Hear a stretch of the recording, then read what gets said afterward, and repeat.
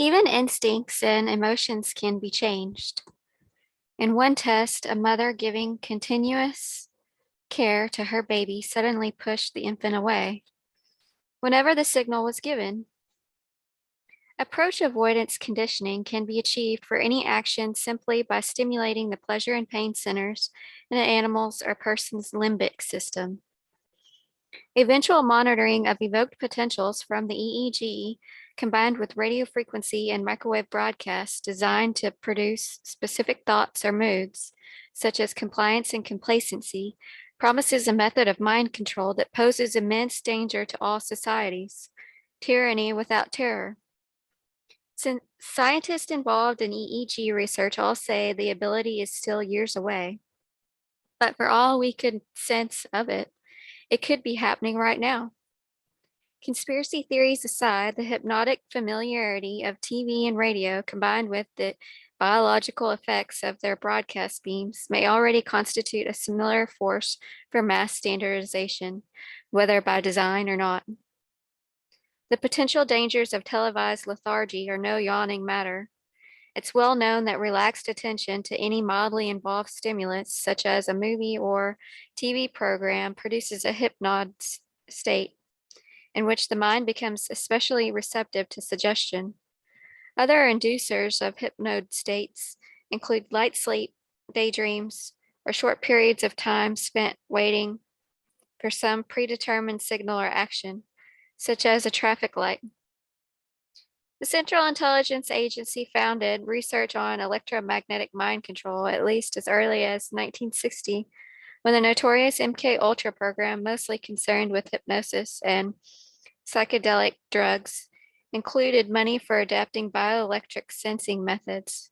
At that time, primarily the EEG to surveillance and interrogation, as well as for finding techniques of activation of the human organism by remote electronic means. In testimony before the Senate Subcommittee on Health and Scientific Research on September 20th, 1977, MK Ultra director Dr. Sidney Gottlieb recalled, there was a running interest in what effects people's standings in the field of radio energy have, and it could easily have been that somewhere in the many projects someone was trying to see if you could hypnotize somebody easier if it was standing in a radio beam. Hypnotists often use a strobe light flashing at alpha wave frequencies to ease the guide into trance. It seems for over 30 years, the communist bloc nations have been using an ELF wave form to do the same thing undetectably and perhaps more effectively. Ross 80 recently lost most of his government grants and has become a bit more loquacious about the military and intelligence uses of EMR. In 1983, he organized a public meeting at the Loma Linda VA hospital and released photos and information concerning a Russian LIDA machine. This was a small transmitter that emitted 10 hertz waves for tranquilization enhancement.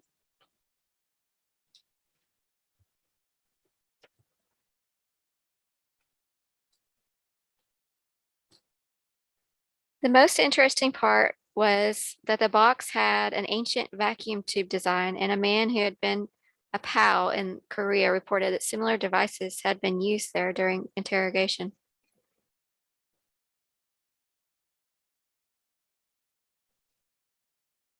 American interest in the hypnosis EMR interaction was still strong as of 1974, when a research plan was filed to develop useful techniques in human volunteers.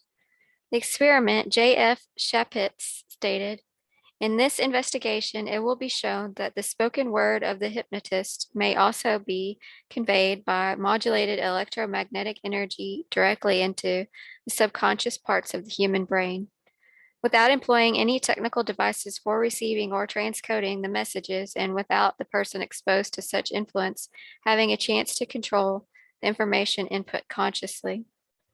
As a preliminary test of the general concept, Shapitz proposed recording the brain waves induced by specific drugs, then modulating them into a microwave beam and feeding them back into a undrugged person's brain to see if the same state of consciousness could be reproduced by the beam alone. Chapit's main protocol consisted of 4 experiments. In the first, subjects would be given a test of 100 questions ranging from easy to technical. So they all would know some, but not all of the answers. Later, while in hypnoid states and not knowing they were being irradiated, these people would be subjected to information beams suggesting answers for some of the items if they'd left blank, amnesia for some of their correct answers, and memory falsification for other correct answers. A new test would check the results 2 weeks later. The second experiment was to be the implanting of hypnotic suggestions for simple acts, like leaving the lab to buy some particular item, which were to be triggered by a suggested time, spoken word, or sight. Subjects were to be interviewed later. It may be expected. Chapitz wrote that they rationalized their behavior and considered it to be undertaken out of their own free will. In a third test, the subjects were to be given 2 personality tests. Then different responses to certain questions would be repeatedly suggested, and non-pathological personality changes would also be suggested, both to be evaluated by new testing in a month. In some cases, the subjects were to be pre-hypnotized into talking in their sleep, so the microwave programmer could gear the commands to thoughts already in the brain. Finally, attempts would be made to produce the standard test of deep hypnotic trance, such as muscular rigidity, by microwave beams alone. Naturally, since this information was voluntarily released via the Freedom of Information Act, it must be taken with a pillar of salt. The results haven't been made public, so the work may have been inconclusive and the plans may have been released to convince the Soviets and our own public that American mind control capabilities are greater than they actually are. On the other hand, the actualities may be far ahead of this research plan that it was tame enough to release in satisfying FOIA requirements. How many of the EMR weapons possibilities have actually been developed and or used? Those not privy to classified information have no way of knowing. There are plenty of rumors. Boris Spassky claimed he'd lost the World Chess Championship to Bobby Fischer because he was being bombarded with confusion rays. I recall hearing about one secret American experiment in which a scientist supposedly set up with invitations to 3 conferences to give the same presentation each time. The first one went fine, but at the last 2, he was irradiated with ELF waves, reportedly to induce 80s calcium efflux, and he became confused and ineffective. Another FOIA release from the Defense Intelligence Agency in 1976 may be revealing. Prepared by Ronald L. Adams and E.A. Williams of Battelle Columbus Laboratories, it's entitled Biological Effects of Electromagnetic Radiation, Radio Waves and Microwaves, Eurasian Communist Countries. The pages released merely recount Alan Frey's discoveries without mentioning his name, implying instead that only the Reds would be so dastardly as to investigate such things for use as weapons. Immediately after mention of the blood-brain barrier leak phenomenon, a paragraph was deleted, followed by the tantalizing sentence, "The above study is recommended reading material for those consumers who have an interest in the application of microwave energy to weapons." Even without this document, considering the relentless pace of arms development, we would have to be very naive to assume that the United States has no electromagnetic arsenal. The Soviets may already be using theirs, however, on a scale far beyond that of the Moscow signal. During the US bicentennial celebration of July 4th, 1976, a new radio signal was heard throughout the world. It has remained on air more or less continuously ever since, varying up and down through the frequencies between 3.26 and 17.54 megahertz. It is a pulse modulated It is pulse modulated at a rate of several times a second, so it sounds like a buzz saw or a woodpecker. It was soon traced to an enormous transmitter near Kiev in the Soviet Ukraine. The signal is so strong it drowns out anything else on its wavelength. When it first appeared, the UN International Telecommunications Union protested because it interfered with several communication channels, including the emergency frequencies for aircraft on transoceanic flights. Now the woodpecker leaves holes. It skips for crucial frequencies as it moves up and down the spectrum. The signal is maintained at enormous expense from a current total of 7 stations. The 7 most powerful radio transmitters in the world. Within a year or two after the woodpecker began tapping, there were persistent complaints of unaccountable symptoms from people in several cities of the United States and Canada. Primarily Eugene, Oregon, the sensations, pressure and pain in the head, anxiety, fatigue, insomnia, lack of coordination, and numbness accompanied by a high-pitched ringing in the ears, were characteristic of strong radio frequencies or microwave irradiation. In Oregon, between Eugene and Corvallis, a powerful radio signal centering on 4.75 megahertz was monitored at higher levels in the air than on the ground. Several unsatisfactory theories were advanced, including emanations from winter-damaged power lines, but most engineers who studied the signal concluded that it was a manifestation of the woodpecker. The idea was advanced that it was being directed to Oregon by a Tesla magnifying transmitter. This apparatus devised by Nikola Tesla during the turn of the century experiments on wireless global power transmission at a laboratory near Pikes Peak hasn't been much studied in the West. It reportedly enables a transmitter to beam a radio signal through the Earth to any desired point on its surface, while maintaining or even increasing the signal's power as it emerges. Paul Bradier has also suggested that since TRW Company once proposed a Navy ELF communication system using an existing 850-mile power line that ended in Oregon, the Eugene phenomenon might have been the interaction between a Navy broadcast and Soviet jamming. Be that as it may, the woodpecker continues in operation, and there are several unsettling possibilities as to its main purpose. A former chief of naval research has privately discounted the idea that it's directed against the US population.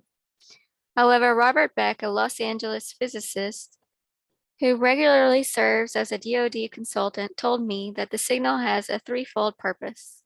He said it acts as a crude over-the-horizon radar that would pick up a massive first strike of the US missiles if Soviet spy satellites and other detectors were knocked out. Second, the signal's modulations are an ELF medium for communicating with submarines underwater. Third, he claimed the signal has biological byproduct about which he promised further information. Of course, I haven't been able to contact him since. Several educated guesses can be made, however. 80s research suggests that the best way to get an ELF signal into an animal is to make it a pulse modulation of a high-frequency radio signal.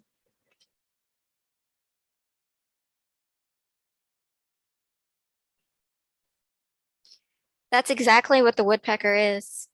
Within its frequency range, it could be beamed to any part of the world, and it would be picked up and re-radiated by the power supply grid at its destination. Raymond Damadian has theorized that the woodpecker signal is designed to induce nuclear magnetic resonance in human tissues.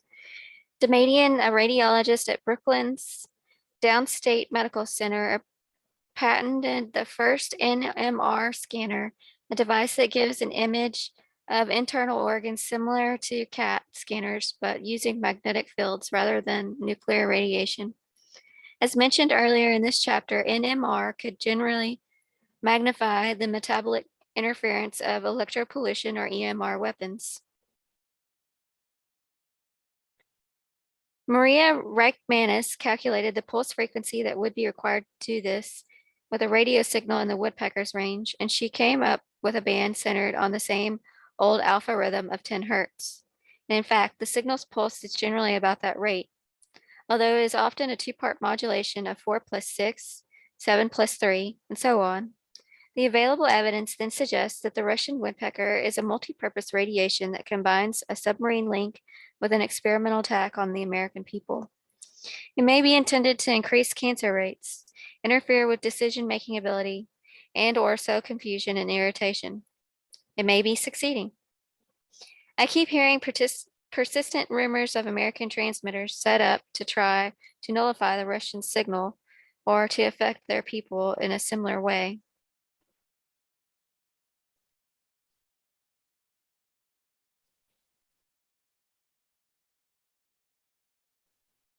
In 1978, Stefan Redknapp, an American reporter living in England, claimed access to purloined CIA documents proving the existence of a program called Operation Peak, and that's spelled Pique,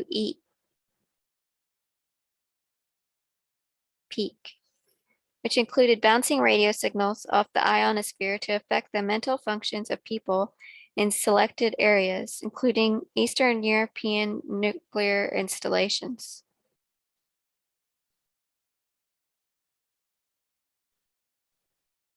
The whole business sounds too much like an undeclared electromagnetic war. However, there are persistent complaints that the American effort is being hampered in a strange way. Shortly after the rigged National Academy of Sciences report on Project Seafarer, for example, the Navy sent a delegation to a meeting at the National Security Agency to complain about an alleged zap gap between the United States and the USSR, and to ask other delegates to push for more research money for turning non-thermal EMR effects into weapons. According to one of my Navy contacts, the NSA sent several experts who had never done any research on EMR and who firmly advised the Navy to abandon its program. Later, he voiced the same suspicions I'd already heard from others. Given the allegedly vigorous Soviet electroweapons research program and the underfunding of ours, he concluded that there is a mole highly placed in the American military science establishment, perhaps in the NSA itself, who is preventing us from acquiring any clear competence in this field. Unfortunately, my source, having served as a hatcher man for defunding research on the environmental dangers of electropollution, isn't exactly reliable. Complaints of a mole could easily be a blind for a large and intense US EMR weapons program. There's more going on than meets the eye, is clear from my last communication with Dietrich Spiescher. In 1977, the Erie Magnetics Company of Buffalo, New York, sponsored a small private conference, and Beecher and I both planned to attend. Just before the meeting, I got a call from him. With no preamble or explanation, he blurted out, "I am at a payphone. I can't talk long. They are watching me. I can't come to the meeting or ever communicate with you again. I'm sorry. You've been a good friend. Goodbye." Soon afterward, I called his office at Pensacola and was told, "I'm sorry, there's no one here by that name, just as in the movies." Guy who had done an important research there for decades just disappeared. The crucial point to me is that both sides may be embarking on hostilities whose consequences for the whole biosphere no one can yet foresee. Even if the Soviets have begun an electromagnetic war and were totally unprepared to fight back, I doubt that a simple buildup and retaliation are the worst course for our own survival. The extent of the danger can be dramatized best by considering one last potential weapon. Around 1900, Nikola Tesla theorized that ELF and VLF radiation could enter the magnetosphere, the magnetic field in space around the Earth, and change its structure. He has recently been proven right. The magnetosphere and its Van Allen belts of trapped particles produce many kinds of EMR. Since they were initially studied through audio amplifiers, the first kinds to be discovered around 1920 were given fanciful names like whistlers, dawn chorus, and lion roars. Many of them result from VLF waves produced by lightning, which bounce back and forth from pole to pole along magnetic ducts in the magnetosphere.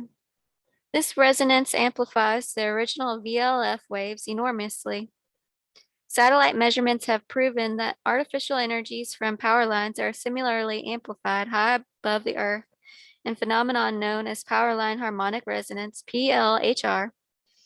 Radio and microwave energy also resonates in the magnetosphere. This amplified energy interacts with the particles in the Van Allen belts, producing heat, light, X-rays, and most important, a fallout of charged particles that serves as nuclei for raindrops. Recent work with sounding rockets has matched specific areas of such ion precipitation with energy from specific radio stations, and established that the sifting down of charged particles generally occurs east of the EMR source. Following the general eastward drift of weather patterns in 1983, measurements from the Ariel 3 and 4 weather satellites showed that the enormous amount of PLR-HR over North America had created a permanent duct from the magnetosphere down into the upper air, resulting in a continuous release of ions and energy over the whole continent. In presenting this data at the March 1983 Symposium on Electromagnetic Compatibility in Zurich, Kay Bulla reminded the audience that thunderstorms have been 25% more frequent over North America between 1930 and 1975 than they were from 1900 to 1930, and suggested that the increased energy levels in the upper atmosphere were responsible. Since the mid-1970s, there has been a dramatic increase in flooding, drought, and attendant hardships due to the inconsistent anomalous weather patterns. It appears likely that these have been the cause, in part, by electropollution and perhaps enhanced, whether deliberately or not, by the Soviet woodpecker signal. It now seems feasible to induce catastrophic climate change over a target country, and even without such weather warfare, continued expansion of the electrical power system threatens the very viability of all life on Earth. It may be hard to convince ourselves that something we can't see, hear, touch, taste, or smell can hurt us so dreadfully. Yet the fact must be faced, just as we've learned a healthy fear of nuclear radiation. Certain scientists, some perhaps acting in a program of deliberate disinformation, keep telling the public that we still don't know whether electropollution is a threat to human health.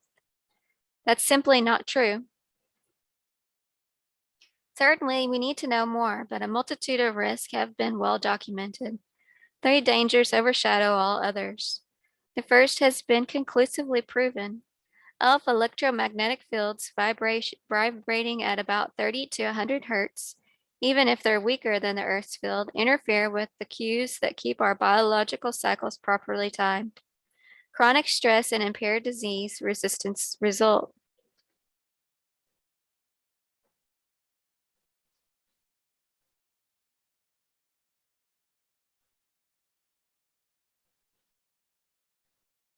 Second, the available evidence strongly suggests that regulation of cellular growth processes is impaired by electropollution, increasing cancer rates and producing serious reproductive problems. Electromagnetic weapons constitute a third class of hazards culminating in climatic manipulation from a sorcerer's apprentice level of ignorance. There may be other dangers, less sharply defined but no less real. All cities, by their very nature of electrical centers, are jungles of penetrating fields and radiation that completely drown out the Earth's background throb. Is this an underlying reason why so many of them have become jungles in another sense as well? Is this a partial explanation for the fact that the rate of suicide between the ages of 15 and 24 rose from 5.1 per 100,000 in 1961 to 12.8 in 1981?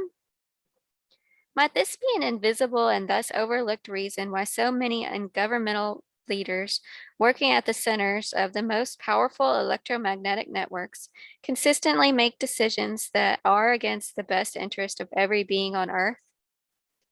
Is the subliminal stress of electronic smogs, misinterpreted as continual threats from outside, from other people and other governments. In addition, if Teilhard de Chardin's noosphere exists, our artificial fields must mask it many times over, literally disconnecting us from life's collective wisdom. This is not to ignore the plain fact of evil, but it often seems there must be but it often seems there must be some other reason why today's power elite are so willing to bring the whole world to the brink of so many different kinds of destruction. Maybe they literally can't hear the earth anymore. Everyone worries about nuclear weapons as the most serious threat to our survival. Their danger is indeed immediate and overwhelming. In the long run, however, I believe the ultimate weapon is manipulation of our electromagnetic environment because it's imperceptibly subtle and strikes at the core of life itself. We're dealing here with the most important scientific discovery ever, the nature of life. Even if we survive the chemical and atomic threats to our existence, there's a strong possibility that increasing electropollution could set in motion irreversible changes, leading to our extinction before we're even aware of them. All life pulsates in time to the earth, and our artificial fields cause abnormal reactions in all organisms. Magnetic reversals may have produced the great dyings of the past by disrupting biocycles so as to cause stress, sterility, birth defects, malignancies, and impair brain function. Human activities may well have duplicated in 3 decades what otherwise would have taken 5,000 years to develop during the next reversal. What will we do if the incidence of deformed children rises to 50%? If the cancer rate climbs to 75%? Will we be able to pull the plug? Somehow, these dangers must be brought into the open source forcefully that the entire population of the world is made aware of them. Scientists must begin to ask and seek answers to the questions raised in this chapter, regardless of the effect on their careers. These energies are too dangerous to be entrusted forever to politicians, military leaders, and their lapdog researchers. Since our civilization is irreversibly dependent on electronics, abolition of EMR is out of the question.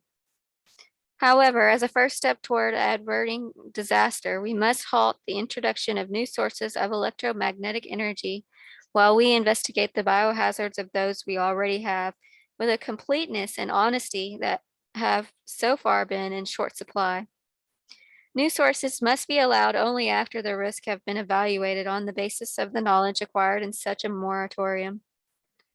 With an adequately funded research program, the moratorium need last no more than 5 years, and thus the ensuing changes could almost certainly be performed without major economic trauma. It seems possible that a different power frequency, say 400 hertz instead of 60, might prove such safer. Burying power lines and providing them with grounded shields would reduce the electric fields around them, and magnetic shielding is also feasible. A major part of the safety changes would consist of energy efficient reforms that would benefit the economy in long run. These new directions would have been taken years ago, but for some, the opposition of power companies concerned with their short-term profits and a government unwilling to challenge them. It is possible to redesign many appliances and communications devices so they use far less energy. The entire power supply could be decentralized by feeding electricity from renewable sources, wind, flowing water, sunlight, geothermal, and ocean thermal energy conversion, and so forth, into local distribution nets.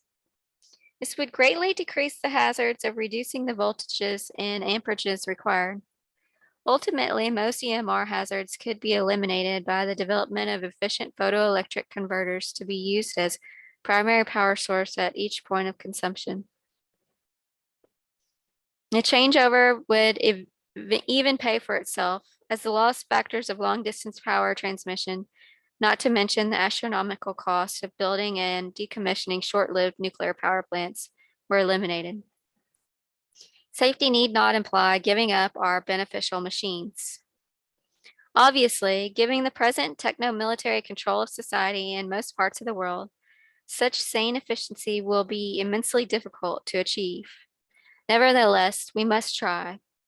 Electromagnetic energy presents us with the same imperative as nuclear energy. Our survival depends on the ability of upright scientists and other people of goodwill to break the military-industrial death grip on our policy-making institutions. Postscript, political science. An important scientific innovation rarely makes its way by gradually winning over and converting its opponents. It rarely happens that Saul becomes Paul. What does happen is that its opponents gradually die out and that the growing generation is familiarized with the idea from the beginning. Max Planck.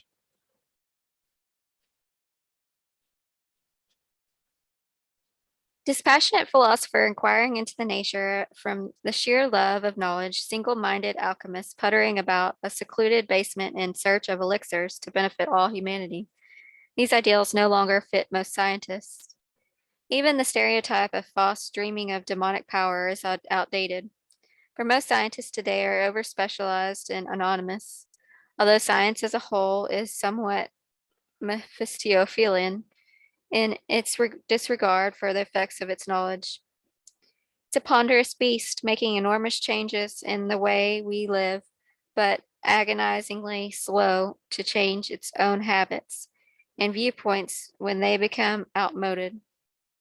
The public's conception of the scientist remains closest to its image of the philosopher, cold and logical, making decisions slowly on the basis of the facts, unswayed by emotion.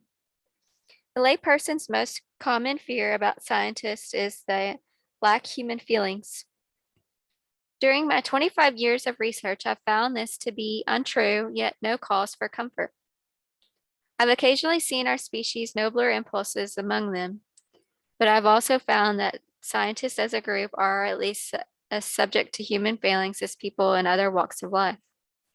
It has been like this throughout the history of science. Many, perhaps even most of its practitioners have been greedy, power-hungry, prestige-seeking, dogmatic, pompous asses, not above political chicanery and outright lying, cheating, and stealing. Examples abound right from the start. Sir Francis Bacon, who in 1620 formulated the experimental method on which all technical progress since has then been founded, not only forgot to mention his considerable debt to William Gilbert, but apparently plagiarized some of the predecessor's work while publicly belittling it. In a similar way, Emile Dubois Raymond based his own electrical theory of the nerve impulse on Carlo Maciucci's work, then tried to ridicule his mentor and take full credit. Many a genius has been destroyed by people of lesser talent defending the status quo. Ignaz Semmelweis, a Hungarian physician who practiced in Vienna during the mid-19th century, demanded that his hospital colleagues and subordinates wash their hands, especially when moving from autopsies and sick wards to the charity childbirth ward he directed. When the incidence of puerperal fever and resultant death of declined dramatic to well below that of the rich women's childbirth ward, proving the importance of cleanliness even before Pasteur, seeming was fired and vilified. His livelihood gone, he committed suicide soon afterward. The principal figure who for decades upheld the creed that de-differentiated was impossible was Paul Weiss, who dominated biology, saying the things his peers wanted to hear. Weiss was wrong, but along the way he managed to cut short a number of careers. For many years, the American Medical Association scorned the idea of vitamin deficiency diseases and called the EEG electronic quackery. Even today, that august body contends that nutrition is basically irrelevant to health. As the late 18th century Italian experimenter Abbe Alberto Fortis observed in a letter chiding Spallanzani for his closed-minded stance on dowsing. Derision will never help in the development of true knowledge. In the past, these character flaws couldn't wholly prevent the recognition of scientific truths. Both sides of a controversy would fight with equal vehemence, and the one with better evidence would usually win sooner or later.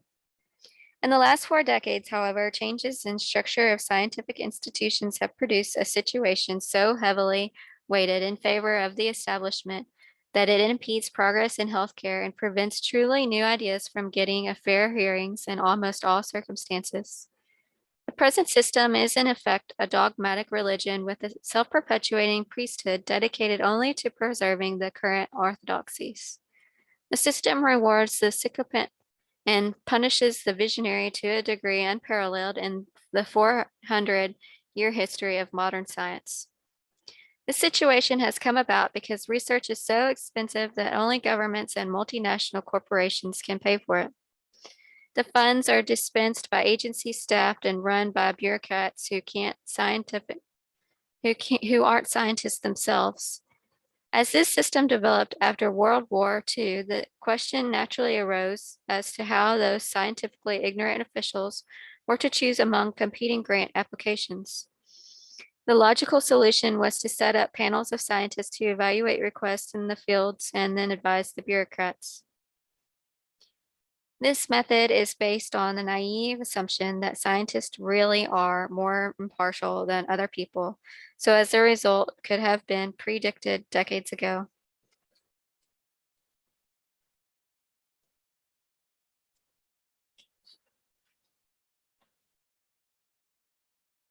In general, projects that propose a search for evidence in support of new ideas aren't funded.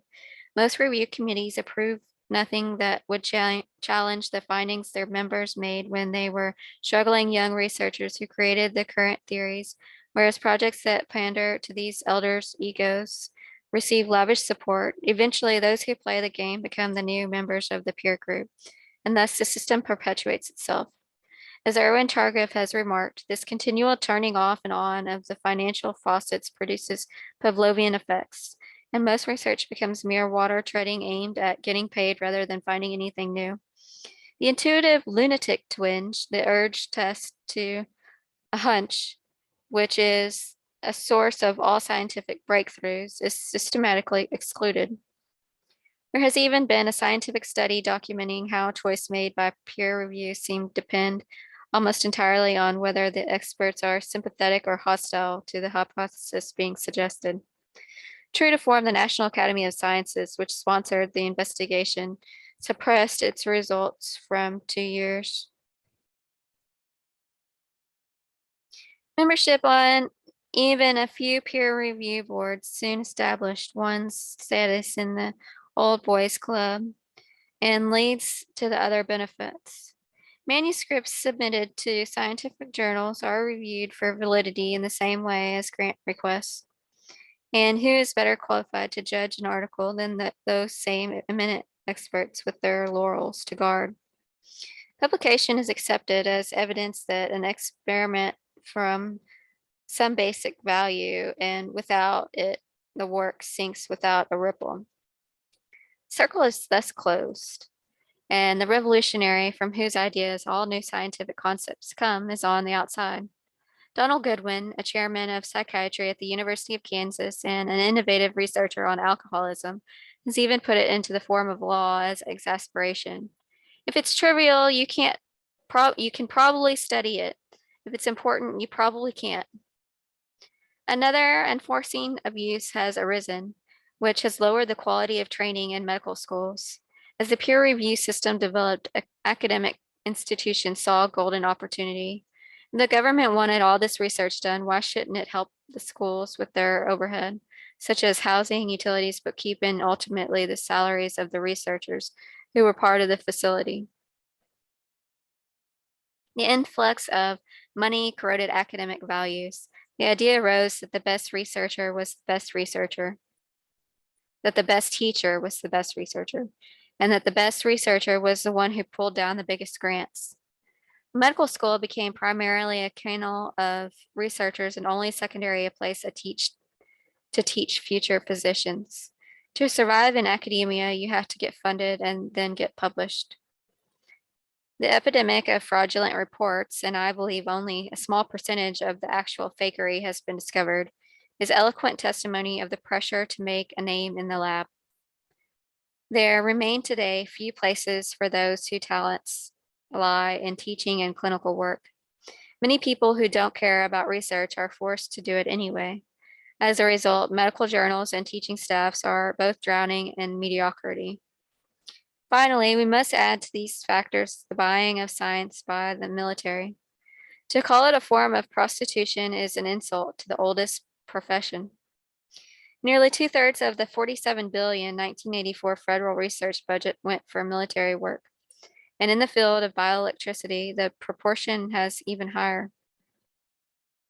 While military sponsors often allow for more technical innovation than others, their employees must keep their mouths shut about environmental hazards and other moral issues that link science to the broader concerns of civilization. In the long run, even the growth of pure knowledge, if there is such a thing, can't flourish behind this chain link fence. If someone does start a hierarchical project, there are several ways of dealing with the threat. Grants are limited, usually for a period of 1 to 2 years. The experimenter then must reapply. Every application is a voluminous document filled with fine print forms and meaningless bureaucratic jargon requiring many days of data compilation and creative writing. Some researchers may simply get tired of them and quit. In any case, they must run the same gauntlet of peers each time. The simplest way to nip a challenge in the bud is to turn off the money or to keep the reports out of major journals by means of anonymous value judgments from the review committees. You can always find something wrong with a proposal or manuscript, no matter how well written or scientifically impeccable it may be. Determined rebels use guerrilla tactics.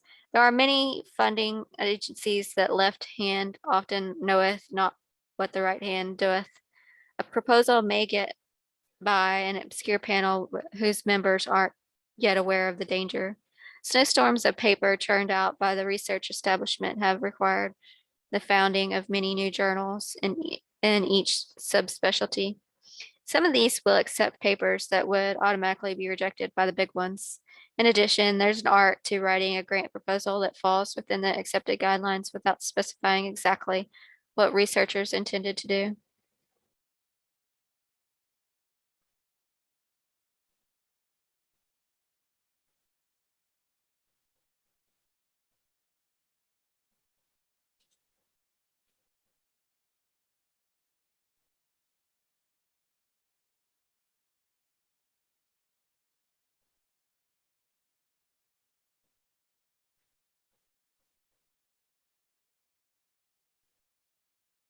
If these methods succeed in prolonging the apostasy, the establishment generally exerts pressure through the schools. Successful academics are almost always true believers who are happy to curry favor by helping us to deny tenure to questionable investigators, or by harassing them in a number of ways.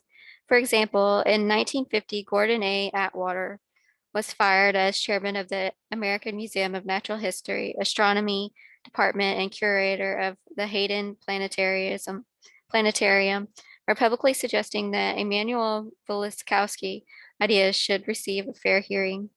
That same year, Velikovsky's first book, Worlds in Collision, was renounced by his publisher, Macmillan, even though it was a bestseller, because a group of influential astronomers led by Harvard's Harlow Shapley threatened to boycott the textbook department that accounted for 2/3 of the company's sales. No matter what one may think of Velikovsky's conclusions, that kind of backstairs persuasion is not science. As the conflict escalates, the muzzled freethinker often goes directly to the public to spread the pernicious doctrines. At this point, the gloves come off. Already a lightning rod for the wrath of the Olympian prayers, there would be Prometheus writes under attacks on her honesty, scientific competence, and personal habits. Pigeons of Zeus cover the new ideas with their droppings and conduct rigid experiments to disprove them. In extreme cases, government agencies staffed and advised by establishment begin legal harassment, such as the trial and imprisonment that ended the career and life of Wilhelm Reich. Sometimes during or after the battle, it generally becomes obvious that the iconoclast was right. Counterattack then shifts toward historical revision. Establishment members publish papers claiming the new ideas for themselves and omitting all references to the true originator. The heretic's name is remembered only in connection with a condescending catchphrase. While his or her own research programs, if any, are defunded and staff dispersed, the fact of the case eventually emerged, but only at an immense toll on innovators' time and energy to those who haven't tried on to run a lab. These may seem like harsh words, unbelievable, even paranoid. Nevertheless, these tactics are commonplace, and I've had personal experience with each and every one of them. I got a taste of the real world in my very first foray into research. After World War II, I continued my education on the GI Bill, but those benefits expired in 1947. I just married a fellow student named Lillian, who had caught my eye during our first orientation lecture, and I needed a summer job to help pay my expenses and set up housekeeping. I was lucky enough to get work as a lab assistant in the NYU School of Medicine Surgical Research Department.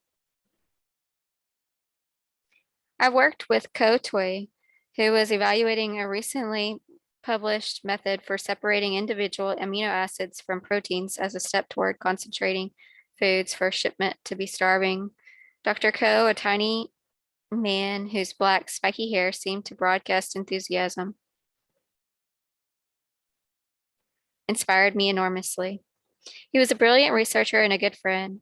With him, I helped develop the assay technique and began to use it to study changes in the body proteins after surgery.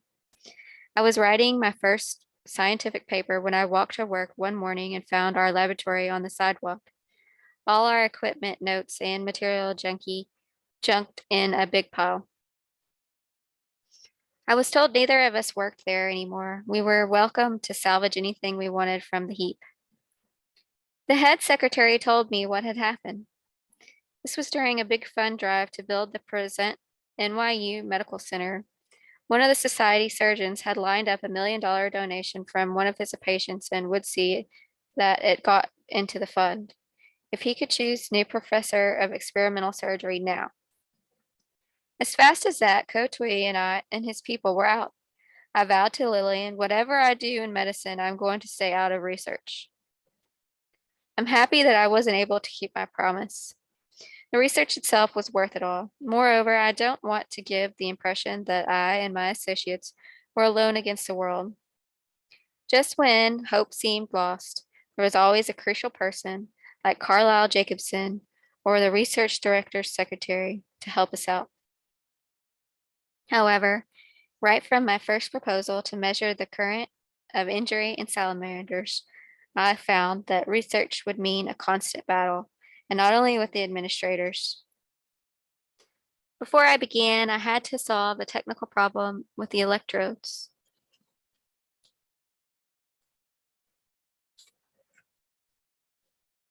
Even two wires of the same metal and little chemical differences, which gave rise to small electrical currents that could be misinterpreted as coming from the animal. Also, the slightest pressure on the animal's skin produced currents. No one understood why, but there they were. I found descriptions in the older literature of silver electrodes with the layer of silver chloride applied to them, which were reported to obviate the false inter-electrode currents. I made some, then tested them, and then fitted them with a short length of soft cotton wick, which got rid of the pressure artifact. When I wrote up my results, I briefly described the electrodes. Afterward, I received a call from the prominent neurophysiologist who wanted to visit the lab. Very nice, I thought. Here's some recognition already. He was particularly interested in how electrodes were made from and used. Some months later, damned if I didn't find a paper by my visitor in one of the high-class journals describing this new and excellent electrode he devised for measuring direct current potentials.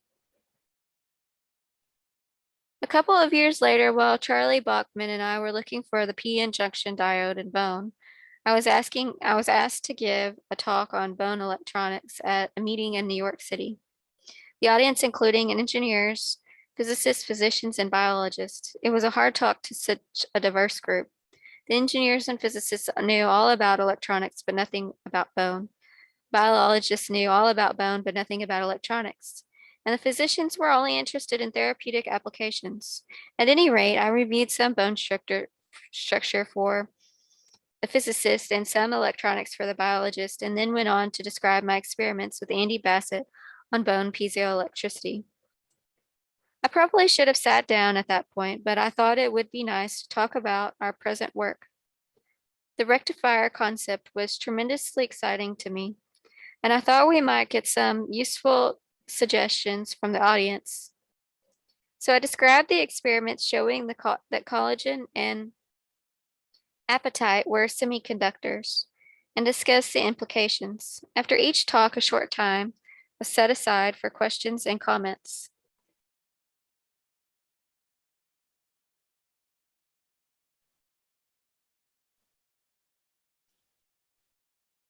Generally polite and dignified. However, as soon as I finished, a well-known orthopedic researcher literally ran up to the audience microphone and blurted out, "I have never heard such a collection of inaccurate data and misconceptions. It is an insult to this audience. Dr. Becker has not presented satisfactory evidence for semiconducting property in bone. The best that can be said is that this material may be semi-insulator. Semiconductors are so named because their properties place them between conductors and insulators, so you could very well call them semi-insulators. The meaning would be the same." My opponent was playing a crude game while saying these derogatory things about me. He was actually agreeing with my conclusion, merely using a different term. This man's antagonism had begun a couple of years before, when Andy Bassett and I finished our work on the piezoelectric effect in bone. He wrote it up, submitted it to a scientific journal, and got it accepted. Unbeknownst to us, this fellow had been working on the same thing, but hadn't gotten as far as his experiments as we. Somehow he learned of our work and its impending publication. He called Andy asking us to delay our report until he was ready to publish his own data. Andy called me to talk it over. What counts in the scientific literature is priority. He was asking us to surrender it. There was no ethical basis for his request, and I would never have thought of asking him to delay the situation been reversed. I said, "Not on your life.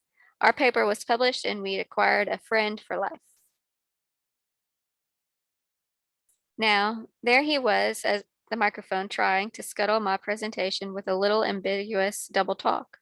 I thought, he must be doing the same work as we are again.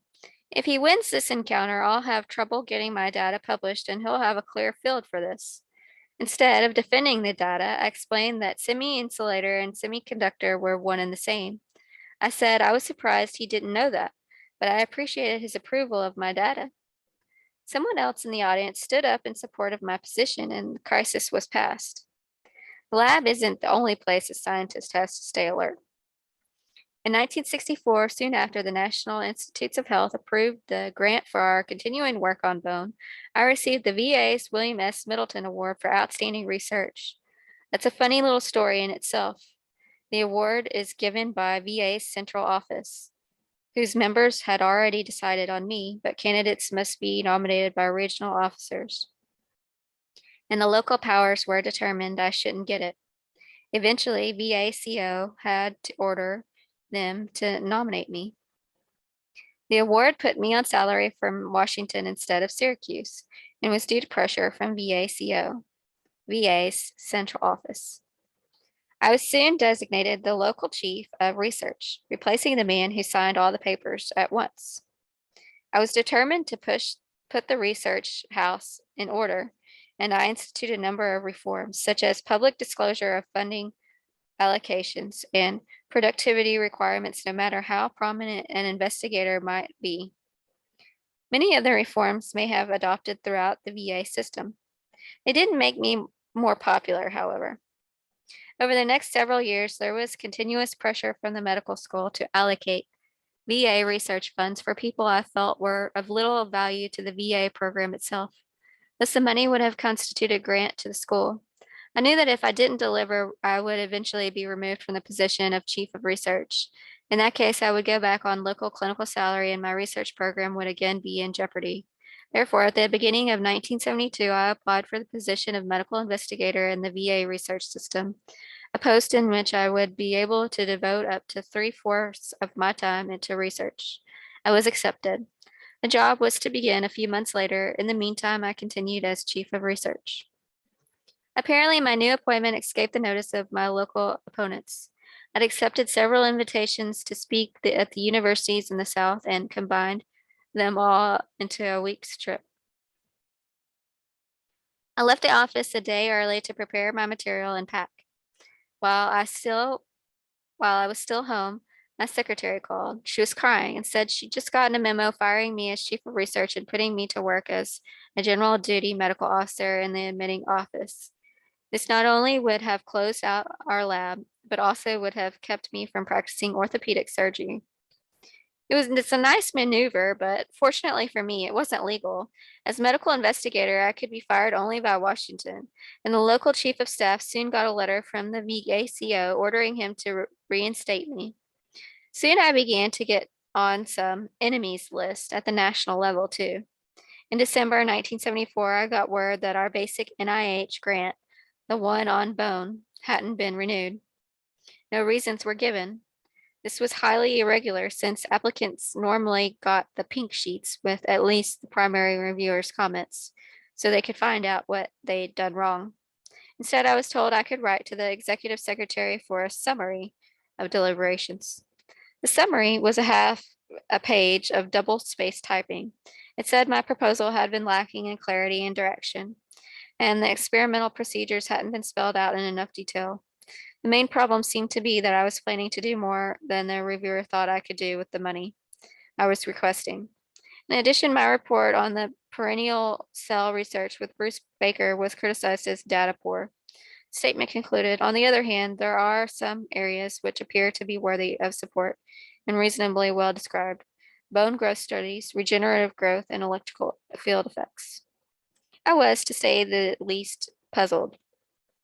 The subjects worthy of support were precisely the main ones we were working on.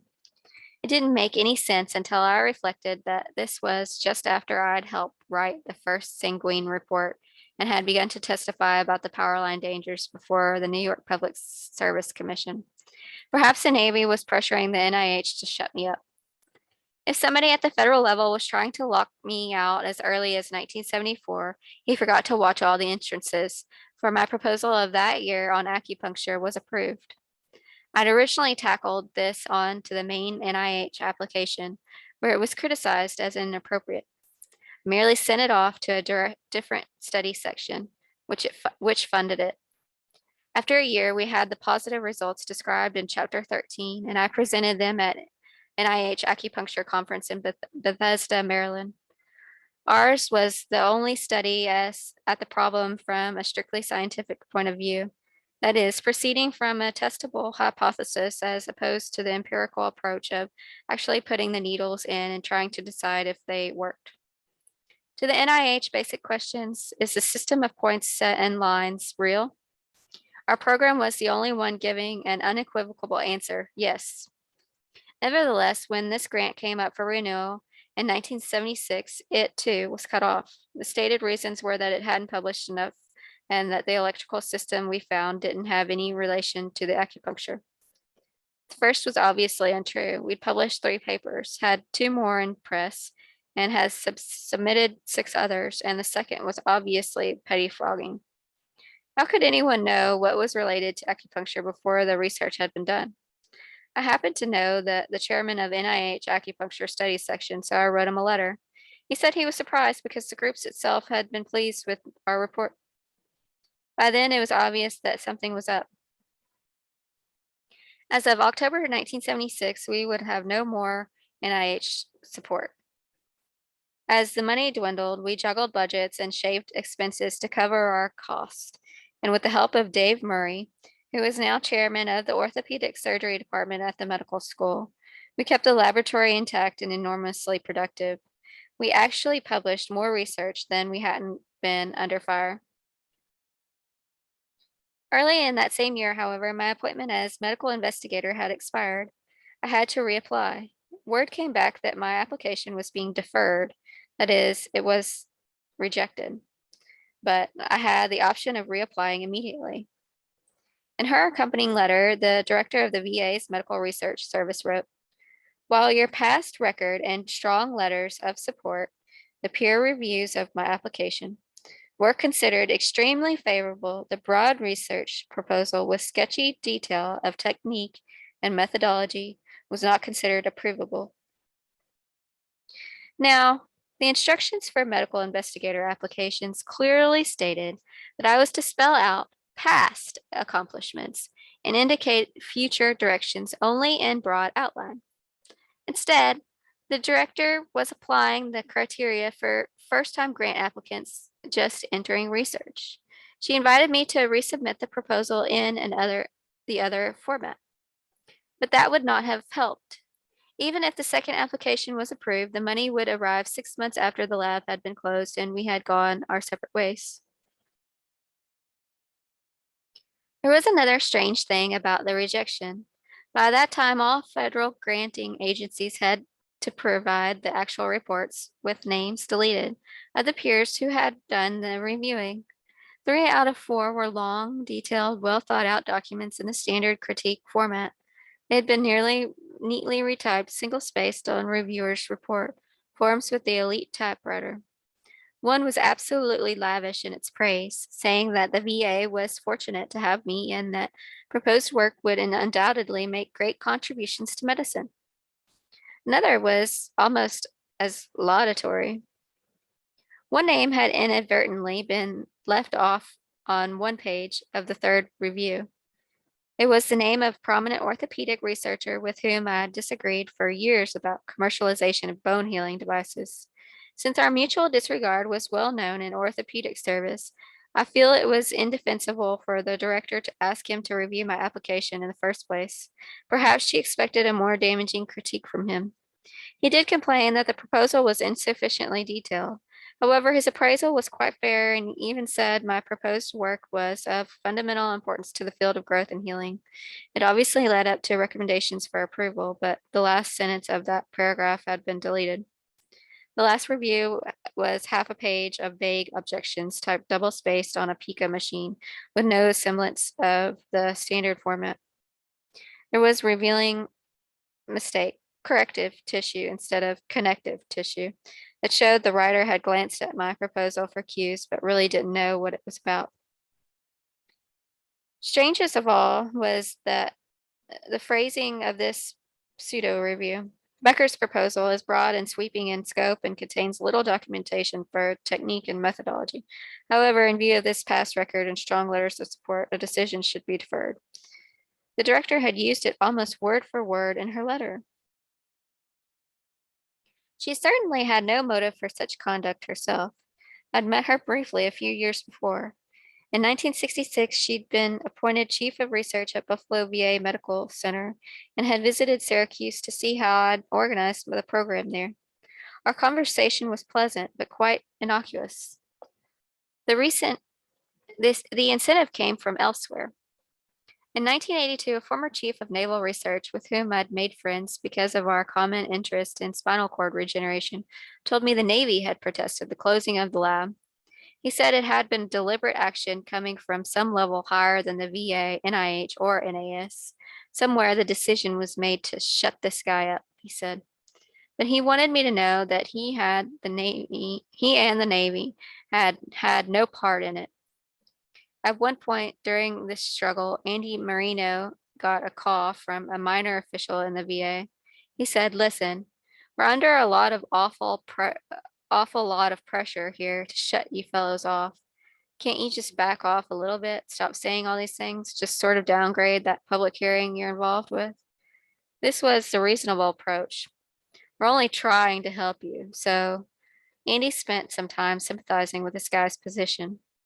Then, when he finally asked him, "Where are you getting this pressure from?" Andy got an answer, mostly from DOD. At about the same time, I received a clear message about what was going on from one of the scientists from the other side, one of those who were doing a lot of well-funded work for the military but publishing little. During a recess in scientific meetings, I encountered him in an empty lobby. Glancing over his shoulder, he drew me aside to the window and told me my only trouble was that I was going public. He said that, and all the rest of us knew, there were non-thermal effects and hazards, but we had to keep it quiet. I replied, if no one went public, the situation could never be corrected and a lot of people would suffer needlessly. He told me that there was no concern of mine and predicted my attitude would ruin my career. Well, I could only agree with him on the last point. I agreed that it probably already had, but at least I had a clear conscience. Rather than sit and wait for the executioner, I tried the back door. I sent a detailed merit-reviewed proposal, the kind filed by beginning researchers, to a newly established section on rehabilitation research, instead of applying through VACO. However, I routed it through the VA regional office in Boston. While I was waiting for a reply, I had to fend off another attack. Before testifying at PSC hearings, I had notified my superior, with a VA lawyer present. He told me in person that this was just the kind of thing the VA wanted to fulfill its public obligations, and he even sent me a letter to that effect.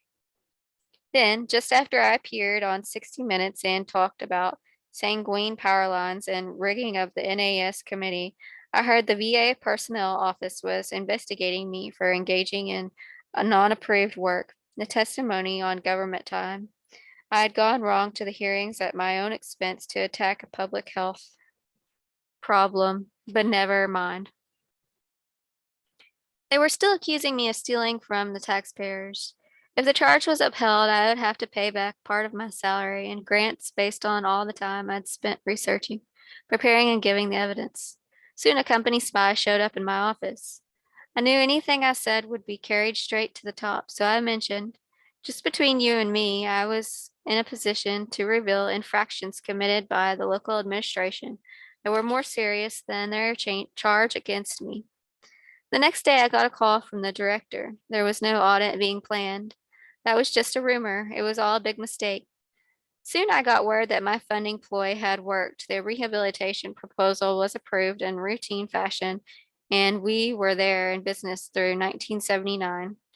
I'm sure there was hell to pay at VACO when phantom leader of the posse found that one of the director's underlings had let us slip the noose.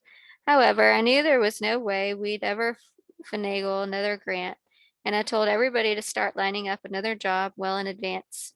As for me, I decided to retire as soon as I became eligible in 1978. I was tired and discouraged. There was almost no interest in the evidence I had accumulated for the DC paraneural system, and I was pretty sure I'd never be able to do any research after this latest grant ran out. Then a magazine article provided some support that induced me to continue for a while. In 1976, Smithsonian ran a piece called, "If a Newt Can Grow a Limb, Maybe We Can." The author, Robert Barr, had written a popularized but accurate account after looking through the scientific literature and finding, among others, our papers on rat limb regeneration. Shortly afterward, I received a call from Don Yarborough, a congressional lobbyist for the American Paralysis Association, a group of people who were dissatisfied with the then prevalent idea that nothing could be done for paraplegics. Obviously, spinal cord regeneration was the ultimate answer if it was possible. Yarbrough asked if what Barr had written was true. When I said it was, he enthusiastically asked for more details. I told him the problems we've encountered, both scientific and political, and the fact that I was soon to retire and disband the lab. He asked me to make no final decisions until he brought this situation to the attention of his contacts in Congress. Shortly thereafter, I was asked to see Senator Alan Cranston, then chairman of the Senate Committee on Veterans Affairs. Steve Smith was also involved. Also present were representatives from NIH and other agencies who soon established their position. The senator wanted to support crackpot stuff like this they funded. He would have to see to it that additional money was given to NIH since they wouldn't fund this work as the expense of good solid research programs. However, Cranston obviously was interested and he must have learned on the VAs a little, for its policy changed briefly. The administrators expanded rehabilitation research, appointed a well-known orthopedic surgeon named Vernon Nickel to head it. As soon as he hit Washington, he called and asked what he could do for me. I told him that years I'd been wanting to organize an international symposium on mechanism of growth control and their clinical promise. Before I'd even finished describing the idea, he asked how much I needed. I said 25,000 and he said it was on its way. Predictably, Vernon didn't last long in the capital. He was gone right after I organized the conference, but by then it was too late to cancel the funds. The meeting was held in September 1979 and it exceeded all expectations. Every important researcher in the field was there except for Merrill Rose, who can't stand crowds, and Mark Singer, who was ill. It was brought together in one set of proceedings, irrefutable evidence that knowledge of the bioelectricity of growth would lead to incredible breakthrough in medicine. Since then, a few more grants for regeneration work have been opened up, and articles on bioelectromagnetism have begun to appear more often in the journals. At a June 1978 meeting in Washington requested by Senator Cranston to plan more regeneration research, my colleagues and I gave, we thought, an exciting and scientifically successful preview of the work that would be presented at the full-scale symposium a year later. At the end, however, the director stood up and said our work was largely erroneous and wholly without significance. We see absolutely no such reason to change the direction of VA research, she pontificated.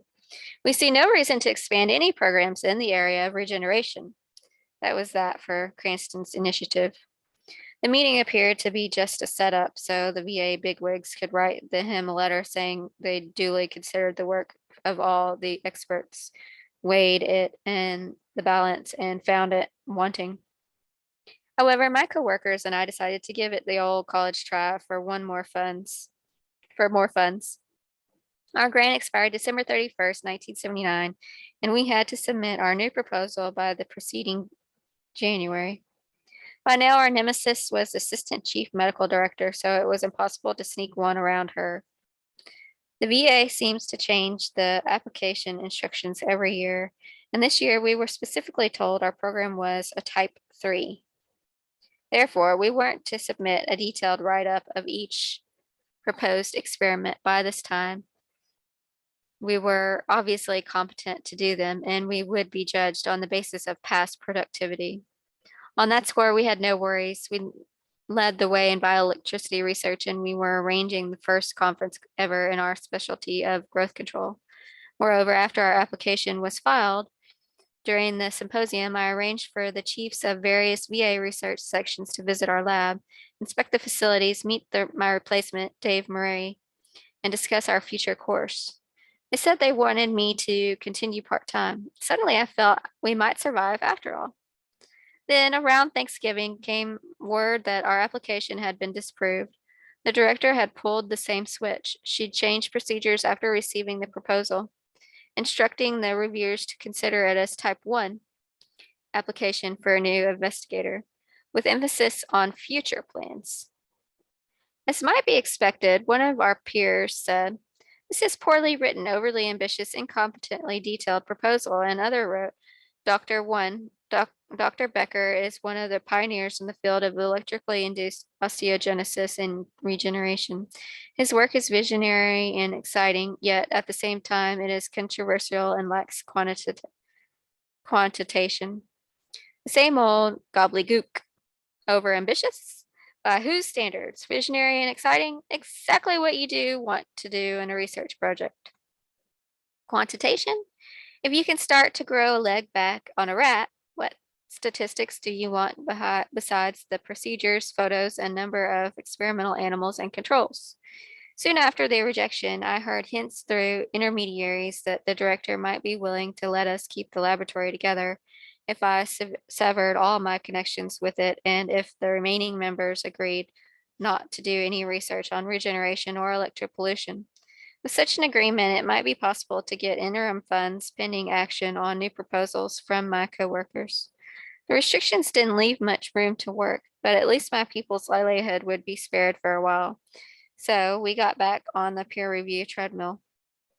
Andy Marino, Joe Spadero, and Dave Murray all submitted proposals of their own late in 1979.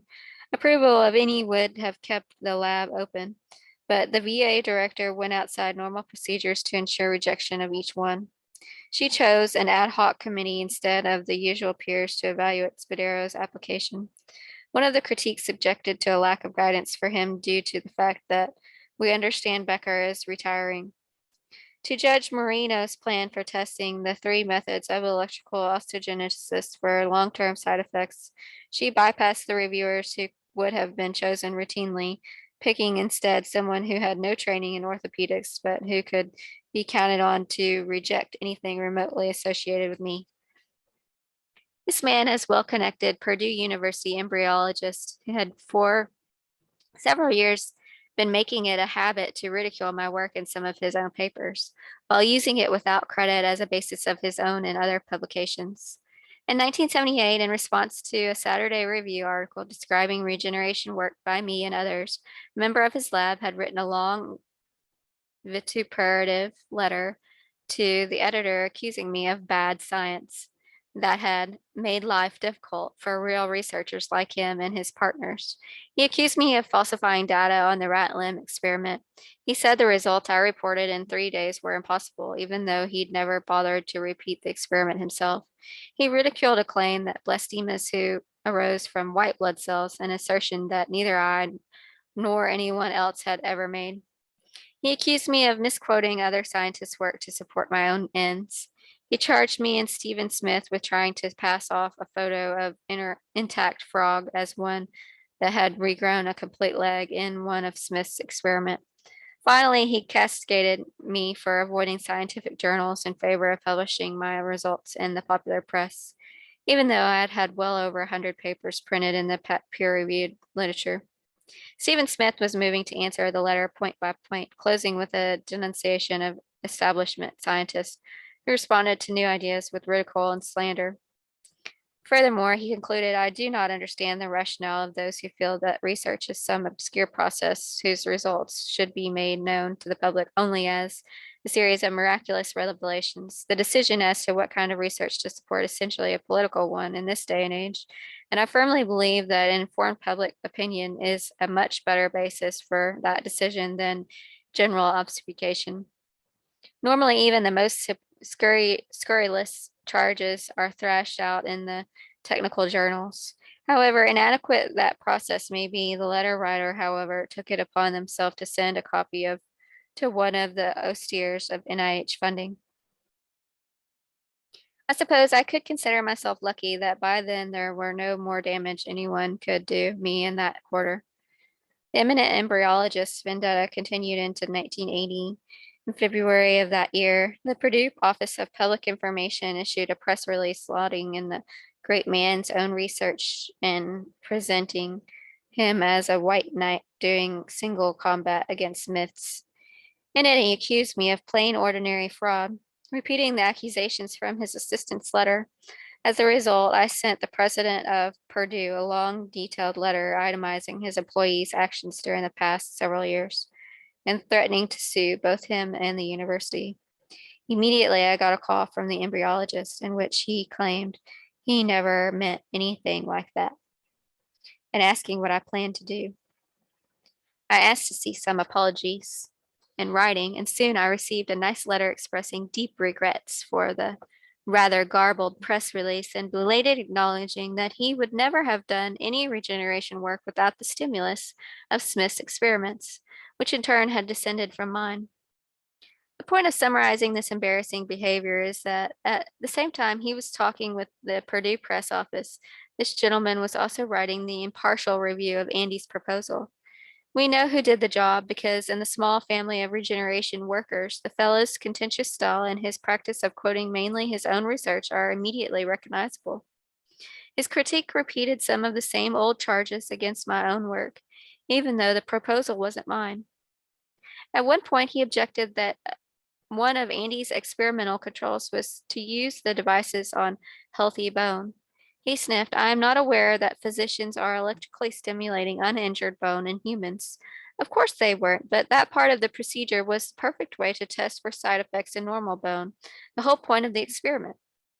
The reviewer also wondered why some of the animals were to be sacrificed after 1 or 2 months while looking for long-term effects, knowing as well as any researcher that this was the normal way of following changes in tissue. After all this, he complained that there were no controls, when in reality the controls were to consist of the animals allowed to live out their normal lifespans, which he conveniently overlooked, as well as very procedures he objected to. Several paragraphs of the pink sheets were deleted. Perhaps they contained more vitriol than even the VA thought was suitable for me. Another revealing criticism was left in, however. Since Andy had been part of my lab, the reviewer felt that I would exert considerable influence on the character of the research project proposed here. And for him, that was an unacceptable contamination. The denouncement was completely predictable. All the proposals were rejected. We continued to work through 1980, supported at a low level of productivity by the interim funds. I kept a small part of the tissue culture lab with a little money from the company that had made the black boxes for our bone healing stimulators. In it, we did a scaled down version of Andy's proposed experiment to test for the stimulation of malignant cells from electrical osteogenesis and found it. From January through June of that year, most of our energy went into drafting one last proposal and trying to get a fair hearing from someone else in the VA.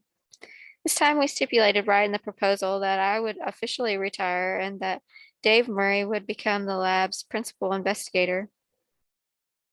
Of course, the research director knew that I would still talk to these people, and on December 19th, we were informed by phone of the final repudiation. As a last-ditch effort, I wrote a letter of appeal to the chief VA administrator who'd shown favorable interest in our work a couple of years before. I asked him for a hearing and investigation, but to no avail. The lab ceased to exist on New Year's Day, 1981. The local VA chief had the gall to offer Andy and Joe jobs as night administration officers. Instead, Marino went to work at Louisiana State University Medical School in Shreveport, where he still investigates the positive silver technique on a small scale. Spadero also remained in orthopedic surgery at SUNY Upstate Medical Center, right there in Syracuse. Maria Reichmanis decided she'd had enough of professional science, quit research entirety, and got married. This was the end of Fortmost Group working toward limb and spinal cord regeneration and one of the few bioelectromagnetism labs outside the DoD industry orbit. I've taken the trouble to recount my experience in detail for two reasons. Obviously, I want to tell people about it because it makes me furious. Most important, I want the general public to know that science isn't run the way they read about it in the newspapers and magazines. I want lay people to understand that they cannot automatically accept scientists' pronouncements at face value, for too often they're self-serving and misleading. I want our citizens, non-scientists, as well as investigators to work to change the way research is administered, the way it's currently funded and evaluated. We're learning more and more about less and less, and science is becoming our enemy instead of our friend.